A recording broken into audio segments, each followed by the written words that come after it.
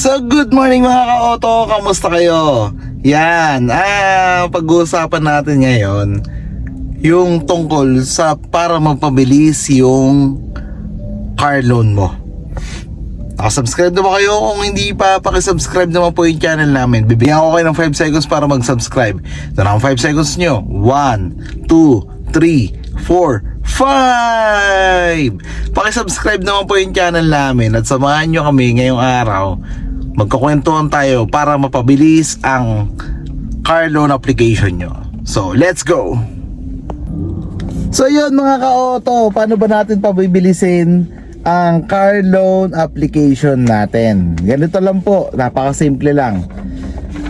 Una, kailangan po nating i-fill out itong application form na to. Meron po ditong personal information, details nyo, name, birthday, address, citizenship, status, complete address, yan. Meron ditong employment, kung saan tatrabaho, kung ano yung business nyo. Then meron din tayong bank credits, reference, kung ano yung bangko nyo, kung saan kayo may existing loan, yan.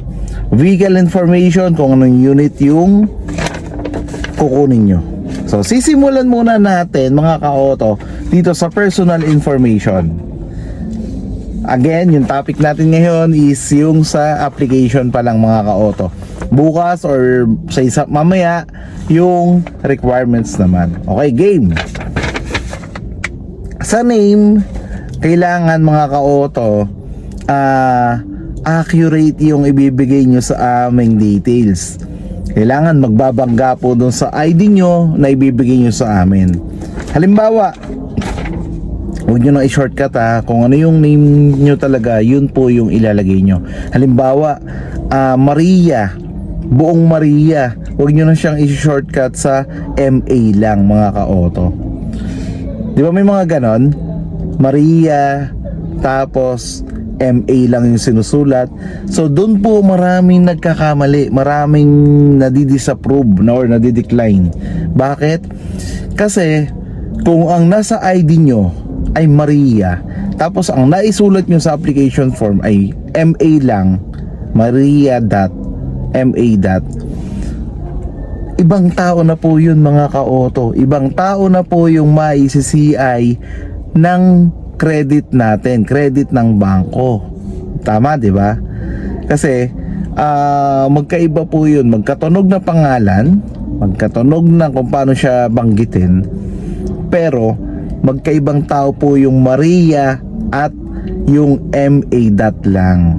Doon pa lang mga ka-auto, kailangan accurate na yung isusulat mo. Tamang-tama sa ID na meron ka. Kasi doon po magbabase si credit namin.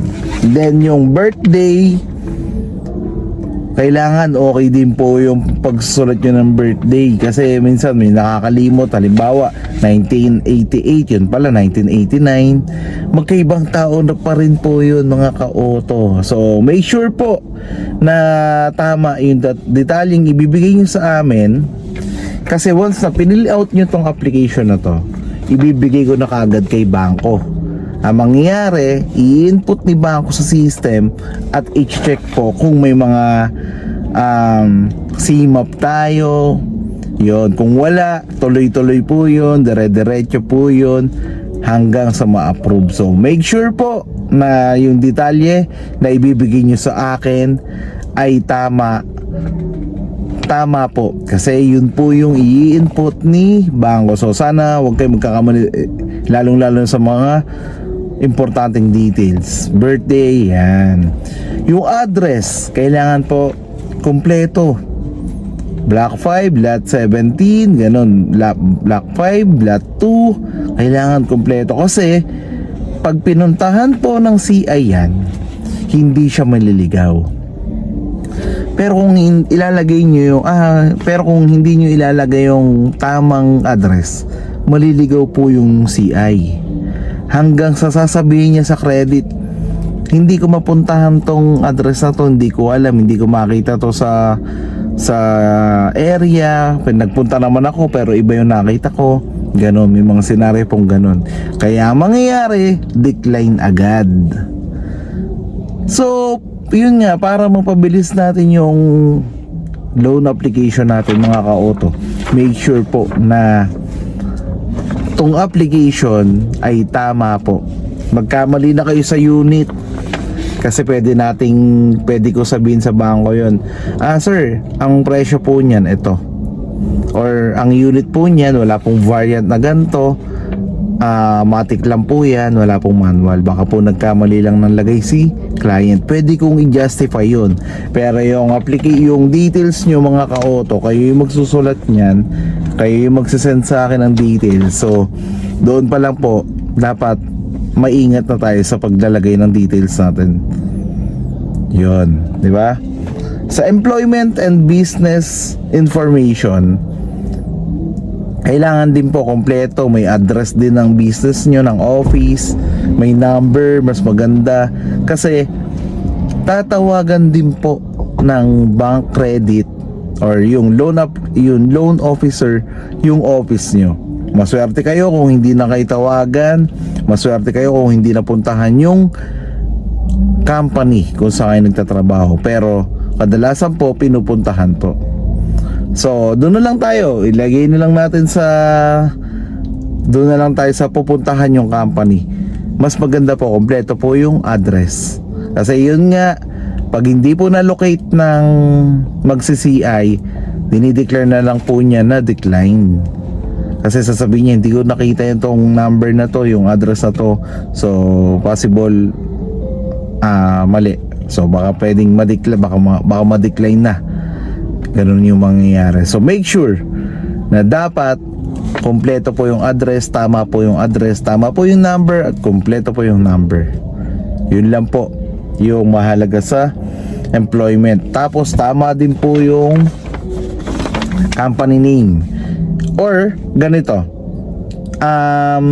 kung may agency mga ka-auto, isasama nyo rin po sa sa company name.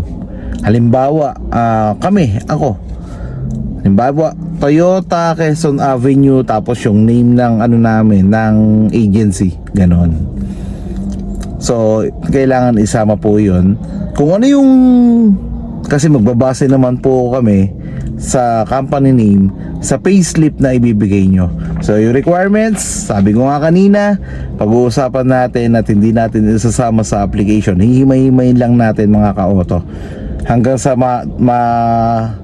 makita na natin yung hanggang sa makumpleto na natin, hanggang sa makumpleto na dun sa requirements. Yan. So ayun mga ka-auto, sa application pa lang kailangan sure na sa mga detalye na ilalagay nyo. Yung bangko, okay lang kahit hindi nyo lagyan ng bank account, kasi syempre meron tayong bank secrecy. Tama?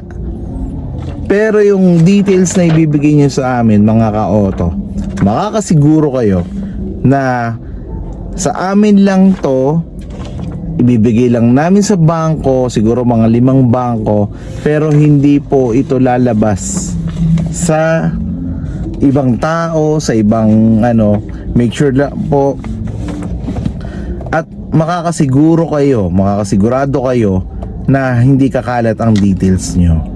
Kasi iniingatan po namin yung data privacy. Yung data nyo, iniingatan po natin dahil nga po meron tayong batas ng Data Privacy Act.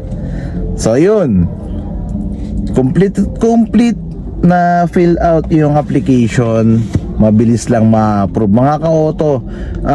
Kaya po natin mag-release ng 2 days, 3 days. Sample, nag-apply kayo sa akin ng gabi, na process po siya ng morning, na approve ng hapon, then kung available yung unit sa hapon or sa araw na yon, pwede nating i-release kinabukasan, 'di ba? So nag-apply ng gabi, pinasan nyo sa akin lahat ng info nyo, ng requirements gabi, tapos na-process ko ng by morning, naipasa ko sa bangko, Then sa hapon may status na po yun.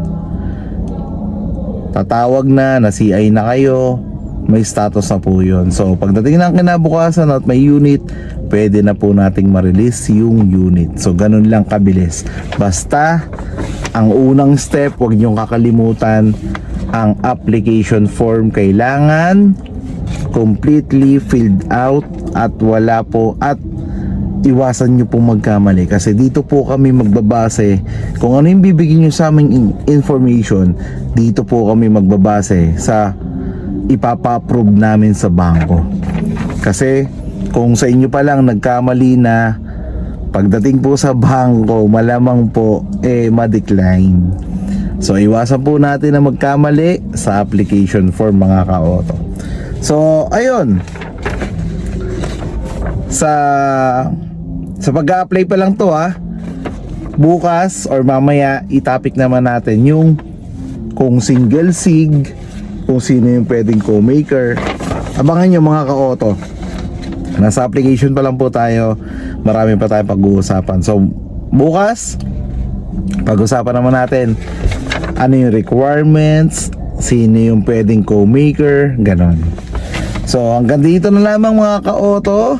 God bless po sa ating lahat. Mag-ingat po kayo at masama ang panahon. Let's go! Bye!